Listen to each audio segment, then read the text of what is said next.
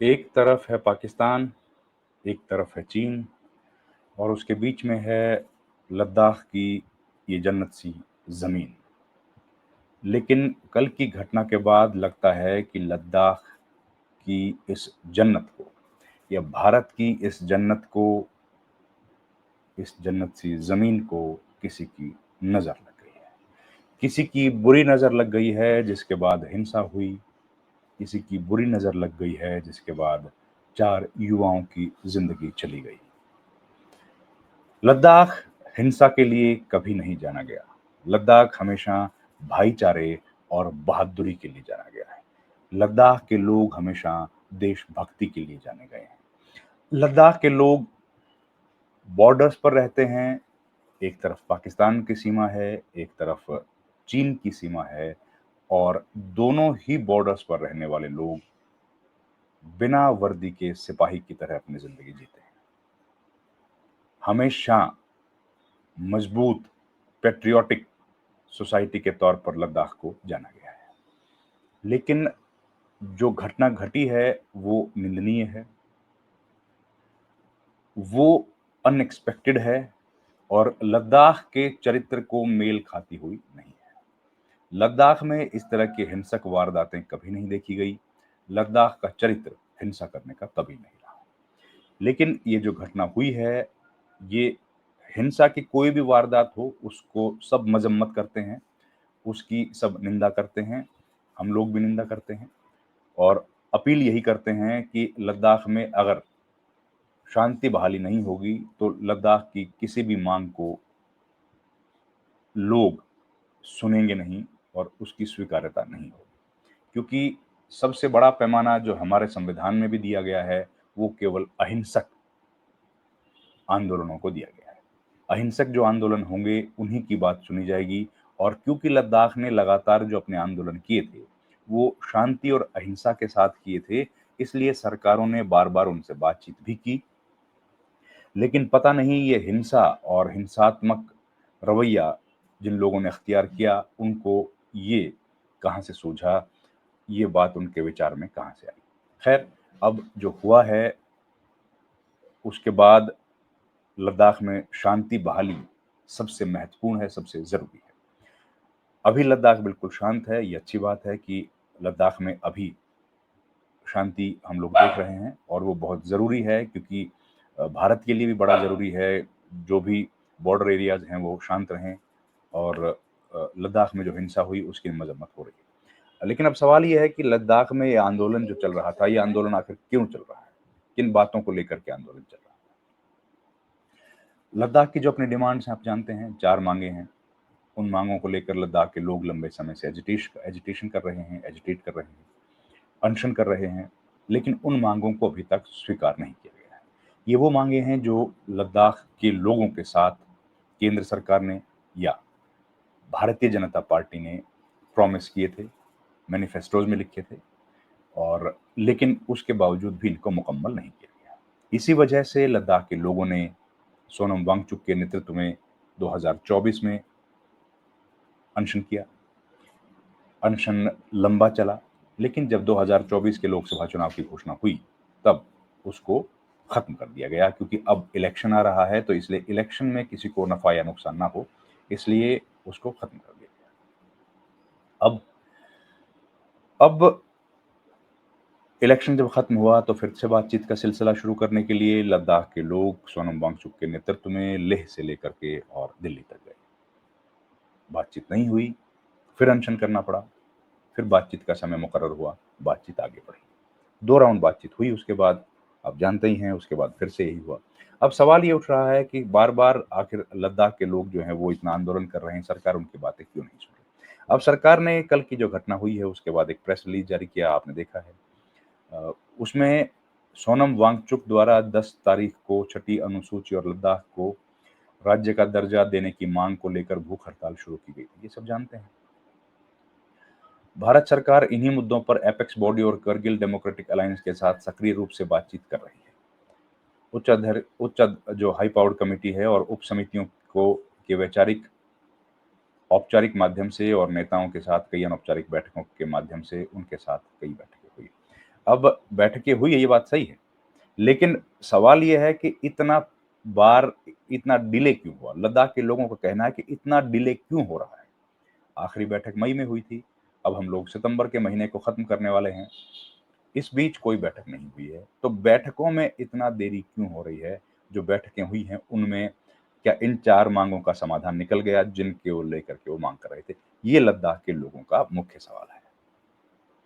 साथ ही ये बताया गया है कि ये जो 1800 पदों पर भर्ती प्रक्रिया शुरू की गई है, ये कहना है प्रेस रिलीज़ में बोली गई है बात।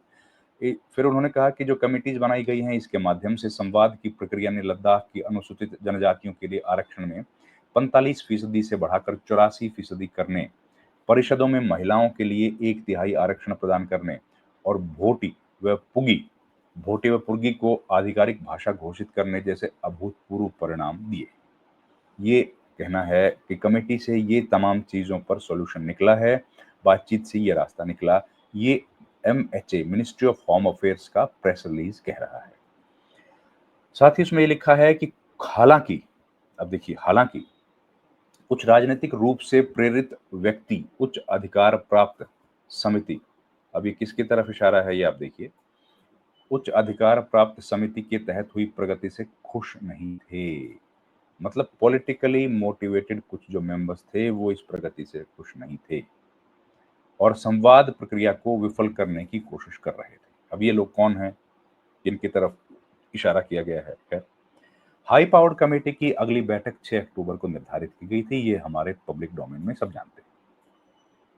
जबकि लद्दाख के नेताओं के साथ 25 और 26 सितंबर को भी बैठकें आयोजित करने की योजना है। अब ये देखिए ये महत्वपूर्ण है। लद्दाख के नेताओं के साथ 25 और 26 तारीख को भी बैठकें आयोजित करने की योजना है। अब ये घटना घटी है। 25 और 26 की कोई बैठक है क्या? इस बात की जानकारी शायद पब्लिक डोमेन में नहीं है। हो सकता है नेताओं को बता दिया गया हो। लेकिन अखबारों में शायद ये खबर नहीं छपी है। खैर, जिन मांगों को लेकर श्री वांगचुक भूख हड़ताल कर रहे थे, वे एचपीसी में यानी हाई पावर्ड कमेटी में चर्चा का अभिन्न अंग हैं। कई नेताओं द्वारा भूख हड़ताल समाप्त करने का आग्रह करने के बावजूद उन्होंने भूख हड़ताल जारी रखी और अरब स्प्रिंग शैली के विरोध प्रदर्शनों और नेपाल में जेन जी के विरोध प्रदर्शनों का भड़काऊ उल्लेख करके लोगों को गुमराह किया। एमएचए का ये प्रेस विज्ञप्ति है जो मैं आपको पढ़कर सुना रहा हूँ। 24 सितंबर को लगभग 11:30 बजे, देखिए कल की घटना पर एमएचए का जो टेक है, 24 सितंबर को लगभग 11:30 बजे उनके भड़काऊ भाषणों से उकसाई गई भीड़ भूख हड़ताल स्थल से निकली।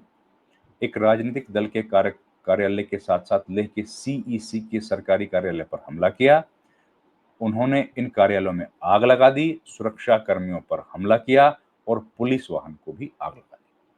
बेकाबू भीड़ ने पुलिस कर्मियों पर हमला भी किया, जिसमें 30 से अधिक पुलिस सीआरपीएफ कर्मी घायल हो गए। भीड़ ने सार्वजनिक संपत्ति को नष्ट करना और पुलिस कर्मियों पर हमला करना जारी रखा। आत्मरक्षा में पुलिस को गोलीबारी करनी पड़ी, जिसमें दुर्भाग्य से कुछ लोग हताहत होने की खबर है। खबर है, ये बात लिखी है एमएचए ने, उन्होंने कंफर्म नहीं किया है, उनको खबर है। मतलब कंफर्म नहीं बताया कि कितने लोगों की डेथ हुई है। सुबह-सुबह हुई दुर्भाग्यपूर्ण दुर्घटना को छोड़कर शाम 4 बजे तक स्थिति नियंत्रण में आ गई थी। ठीक है। अब ये सवाल है कि आत्मरक्षा में जो कदम पुलिस ने उठाया था, जो प्रेस रिलीज़ में रखा है, उसके लिए आदेश किसने दिए थे? क्या जो एक प्रोटोकॉल होता है गोली चलाने का, उसको ठीक तरीके से फ़ॉलो किया गया? मतलब क्या पहले लाठीचार्ज किया गया, आंसू गैस के गोले छोड़े गए, फिर रबर बुलेट्स फायर की गई और उसके बाद क्या ये गोलियाँ चलाई गई? और गोलियाँ चलाने के लिए भी जो जाना जाता है कि पहले पैर के नीचे गोली मारने की कोशिश की जाए। क्या इन तमाम बातों को फ़ॉलो किया गया, इस प्रोटोकॉल को फ़ॉलो किया गया? ये शायद एमएचए अपने आने वाले प्रेस रिलीज़ में बताएगी, उसकी जानकारी देगी, लेकिन अभी तक ये चीज़ें पब्लिक डोमेन में नहीं है। खैर, इसके बाद लिखा गया है कि सोनम वांगचुक ने अपने भड़काऊ बयानों के माध्यम से भीड़ को उकसाया था। ये बात स्पष्ट है, ये लिखा है इसमें। फिर पढ़ के सुनाता हूँ। यह स्पष्ट है कि सोनम वांगचुक ने अपने भड़काऊ बयानों के माध्यम से भीड़ को उकसाया था। संयोगवश इस हिंसक घटनाक्रम के बीच उन्होंने अपना उपवास तोड़ दिया, संयोगवश तोड़ा उन्होंने, और स्थिति को नियंत्रित करने के लिए कोई गंभीर प्रयास किए बिना एम्बुलेंस से अपने गांव चले गए। सरकार पर्याप्त संवैधानिक सुरक्षा उपाय प्रदान करके लद्दाख के लोगों की आकांक्षाओं के प्रति कटिबद्ध है। यह भी अनुरोध है कि लोग पुराने और भड़काऊ वीडियो मीडिया या और सोशल मीडिया पर प्रसारित न करें। बिल्कुल ठीक बात है। हम लोग भी आपसे यही गुजारिश करेंगे कि कोई भड़काऊ बातें ना कहें, कोई भड़काऊ मीडिया का जो बयान है उनको जारी ना करें, कोई भड़काऊ वीडियोज़ जारी ना करें। सोनम वांगचुक हालाँकि उसके बाद 5 बजे सोनम वांगचुक ने मीडिया से भी बात की, उसमें भी उन्होंने अपील की शांति की। उसके बाद कुछ टेलीविज़न चैनल्स को इंटरव्यू में भी उन्होंने शांति की बात कही और प्रेस कॉन्फ्रेंस जो 5 बजे की थी उसमें कही है। उसके अलावा अपने भाषण में भी जब उन्होंने उपवास खत्म किया था, अनशन खत्म किया, तब भी उन्होंने शांति की अपील की थी। एमएचए का जो प्रेस रिलीज है उसका कहना है कि शांति की कोई अपील या कोई ठोस प्रयास उन्होंने नहीं किए। लद्दाख के लोग परेशान हैं, तकलीफ में हैं, क्योंकि लद्दाख का चरित्र हिंसात्मक नहीं है। ये जो घटना हुई है, ये पहली बार हुई है। इतिहास में इस तरह की घटना का कोई ज़िक्र नहीं है, पहले कभी नहीं हुई। खैर, इस वीडियो में इतना ही। इस पर और डिटेल में, तफ़सील में जो इन्फॉर्मेशन आएगी आपके साथ साझी करूँगा। आपसे गुज़ारिश है कि शांति बनाए रखें, पीस सबसे महत्वपूर्ण है। लद्दाख के लोग शांति प्रिय हैं, शांति बनाए रखिए।